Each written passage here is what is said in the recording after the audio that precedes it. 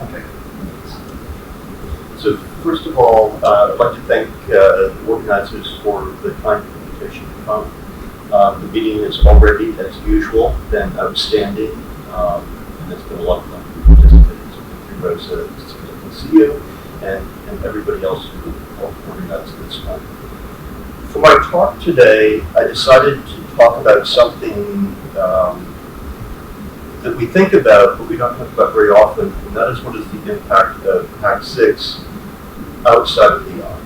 And so I couch this in the context of aniridia, but we can also extend this to Wagner syndrome, and there's some other links that are hiding here that if I remember, I'll try to bring out at some point along. So, as we know, individuals with aniridia report symptoms and exhibit clinical signs that are often associated with changes in both cognition and with processing of sensory systems, as well as neuroendocrine systems. And we don't understand this very well yet. There's been a sort of a variety of studies. And my point today, or my purpose today with this talk, is to try to provide a summary overview rather than going in depth on any particular topic, although I'm happy to talk about it.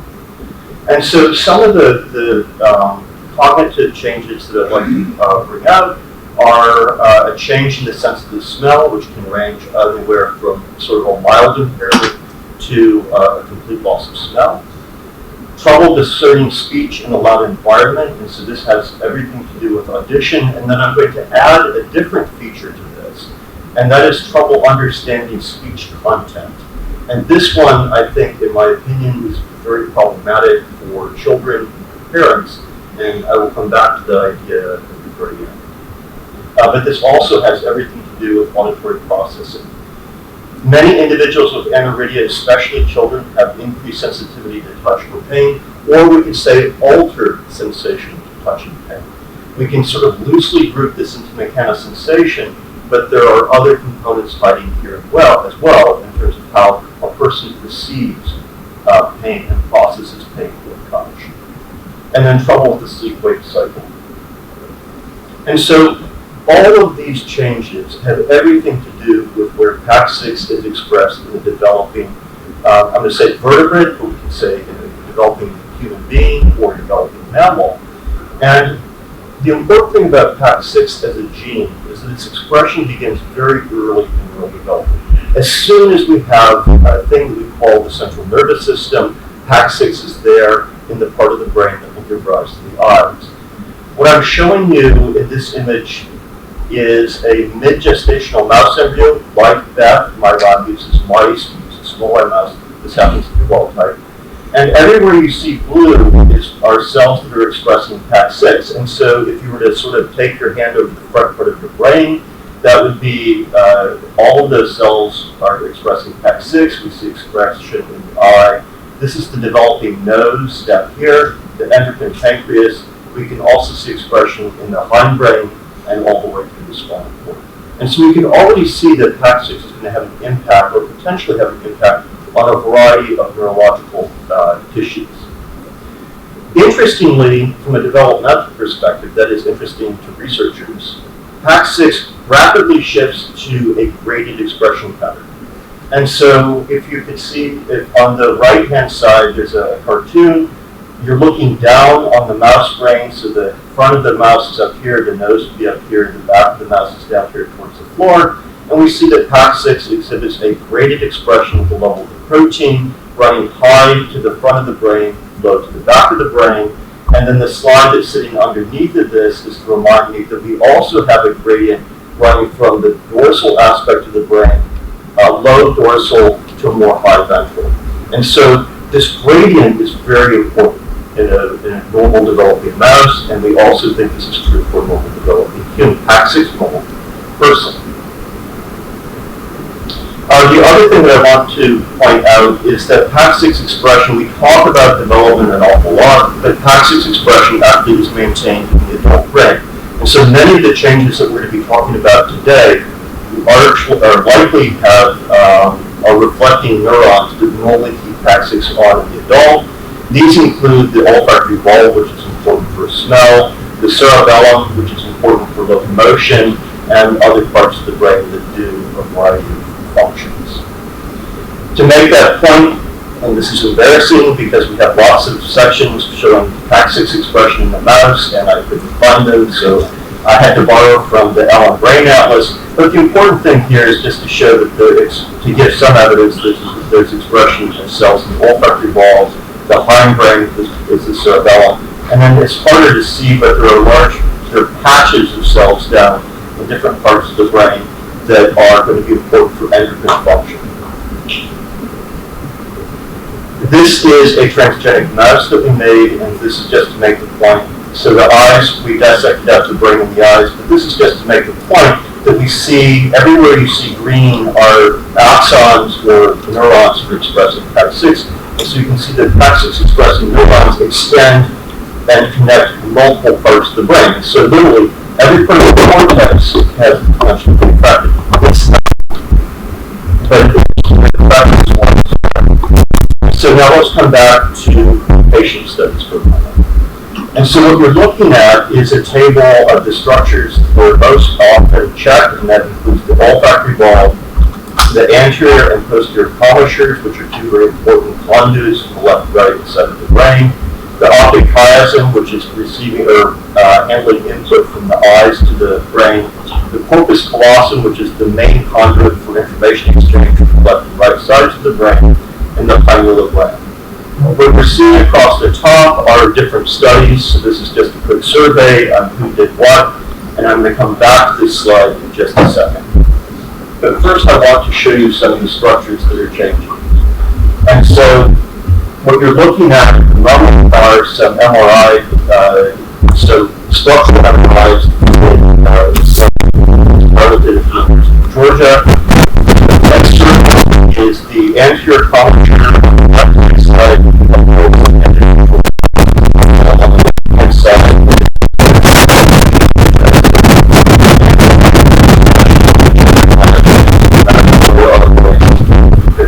Particular matching, we have two 28-year-old individuals. They're actually from the same, they're genetically related cousins. So that worked out. But the important thing is that in the person with this mutation, we can see that there's a reduction in the anterior commissure, a reduction in the posterior commissure, and in this image, the pineal gland, which is this little structure over here on the left, is largely missing in this individual. It's not gone, but we just can't detect it easily with the MRI. And this is a fairly typical presentation in somebody, a younger individual with aniridia. The next set that I want to draw your attention to is the corpus callosum, so that's that red box up here at the top. Again, we have a PAX6 normal individual on the left and a stage-matched individual with a different mutation than the last one on the right. And the corpus callosum has some changes, but it depends on where you're looking. Interestingly, the optic chiasm is largely reduced in most every patient that we've looked at. Okay? In our cohort, so we had 24 individuals in this particular study. We did a variety of other assays, and the only thing that's important on this slide is that we didn't really see changes in the corpus callosal area, that is the overall amount of axons with cross. Gray matter was largely the same, white matter, total brain volume, and so all of these reported back as normal in our particular patient cohort, but that's not universally true.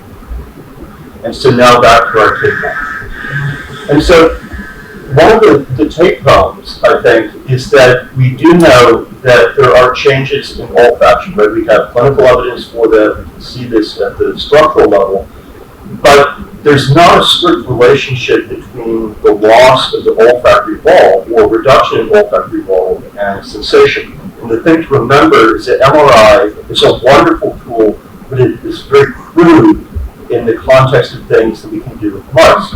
That is, you can't see very well. If you see a change in MRI, the change is relatively large in the brain. So that means there are a number of changes that we are not picking up because we simply can't see. the pineal gland is one of those that's really difficult to detect. And so, right, it's widely reported that the pineal is missing. I think we need to be careful with that and other structures. We see changes, that is true. We see changes that are consistent across people with aniridia, that is true. The degree of change, however, can vary widely. And that is consistent with what we see with the other phenotypes. And that suggests that there are other things in addition to PAX6 which are playing a role in modifying how PAX6, a reduction in PAX6 is being utilized by the brain. Some of those genes that are important for modifying PAX6 behavior are in fact genes that are flanking PAX6 on both the 5' and especially on the 3' side. So those genes are potentially captured with larger deletions that give rise to bladder. Okay, so now we're going from a structural study to a functional study. And again, this is just an example. What we're looking at on the right-hand side are the auditory pathways in the human. And so the important thing here is just if we hear information, this is true for both sides of the brain, but I'm only picking on the left. Information coming into the left ear is going to be handled by both the left and the right sides of the brain, but the exact locations where we process information are going to change a little bit depending on what the information is. For example, auditory information is captured primarily in the auditory, decoded in the auditory cortex, and the brain does not operate the same left to right. So the left side does one job better than the right side of the brain. And so, in a series of pioneering studies by Bemu in 2004 and 2007, first reported the deficit in enterohemispheric auditory transfers. Speculation was that information is not flowing properly from the right side to the left side of the brain. In our study, we used a multimodal approach, so we used EEG, which is simply measuring brain activity, compared with, in conjunction with fMRI. And one of the things that we noticed is that people with aniridia, and this was true for every single person we have studied, has increased activity during early auditory stimulus recognition and decreased processing and late cortical integration. And what that means, simply, is that somebody with aniridia who has a PAX6 mutation has to work harder. The brain is working harder and more areas of the brain are being used to process that information to decode it. It's not a problem with detection. It's a problem with translating that language or translating sound into symbolic logic of some sort. The evidence, a piece of evidence that's easy to understand is this. And so what you're looking at is, we call it an ERP or an event-related potential. The important thing is, this is not voluntary. So when you play a sound to any single human being, they're going to respond. If they can hear the sound, they're going to respond with an ERP. They cannot control them. And so then that helps us compare at different frequencies the response of somebody who's PAX6 normal to somebody who has a mutation in PAX6. And in every single case, we see an increase in the effort that the brain is used, or the amount of energy the brain is using to process auditory information. Okay. So now we're going to look at a quick fMRI study. And so this is the second piece. What you're looking at are representative images from fMRI. And so in this case, we played, again, auditory tones, different auditory tones, and asked, how does the brain respond? This is a very crude measure. And so what you're looking at is a summary statistic. I only want to pay attention to the images on the right-hand side where you're looking at the side of the brain. And what we see are three distinct changes. And so one is an executive control. And so if you were to put your hand on the top of your head and kind of shift it back to the middle, that's the part of the brain that's changing in executive control. That's the part of the brain being used. The second one is in the primary visual and this thing we call an intrinsic connectivity network. Those are towards the back part of the brain a little bit. But this result is very consistent across all people that we have looked at, both in this study and more frequently. I want to shift now to the metabolic systems. So We know that metabolic systems are tightly integrated, and that it makes sense that if you start to perturb the behavior of one metabolic system, it's going to repercuss in other systems as well. So now let's ask, where does PAX6 sit? We've already talked a little bit about the pineal gland. But if we look at the bottom of the brain, some of those clusters of neurons that I had pointed out earlier, so down in this region, we find the hypothalamic region, the hypothalamus of the brain, and right below that is the pituitary. Both of those tissues are affected in adult mice. So now what I'm going to tell you about is data that's strictly mouse-driven with some nod to what we've found in people.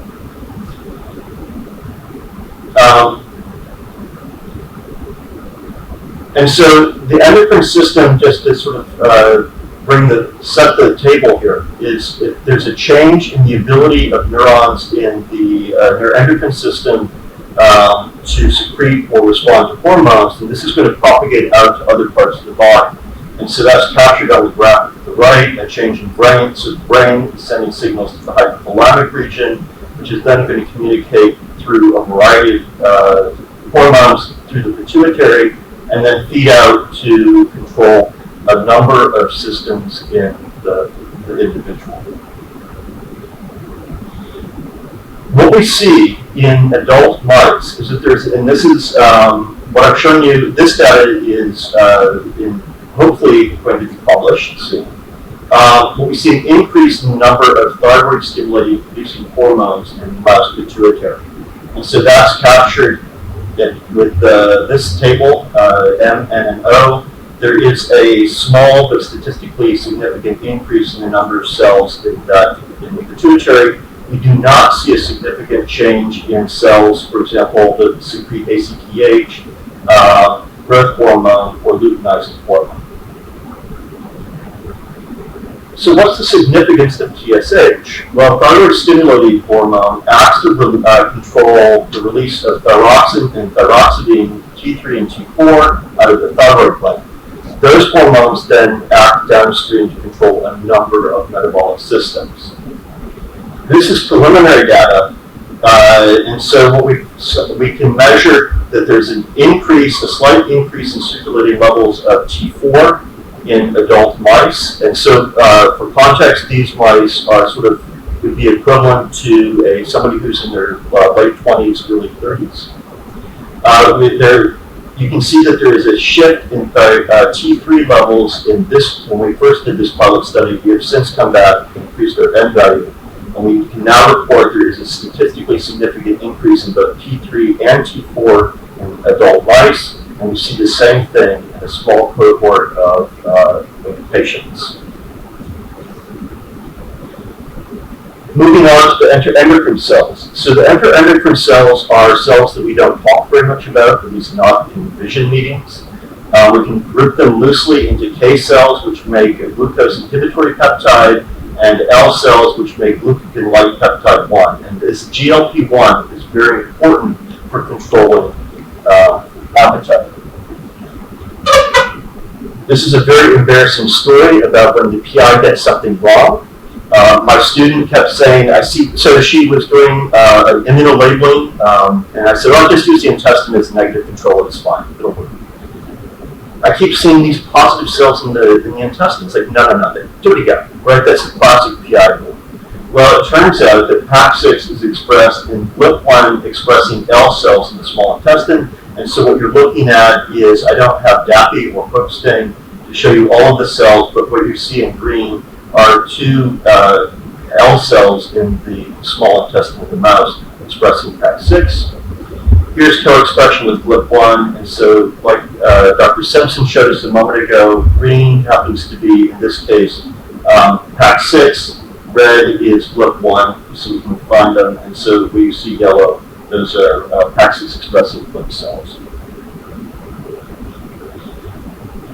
The pancreas has been talked about a lot, and so I'm not going to go spend any time talking about that just yet, except to show that yes, PAX6 is expressed in the pancreas.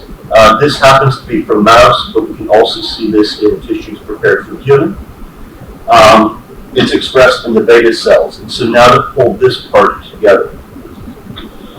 Endocrine cells make a network that's talking to each other in real time to control things about appetite, for example. And so here's GLP-1. And so GLP-1, for example, is interacting with the pancreas. It's interacting to help control secretions of the pancreas. It's feeding back to the brain, and it's feeding back to the tissues itself.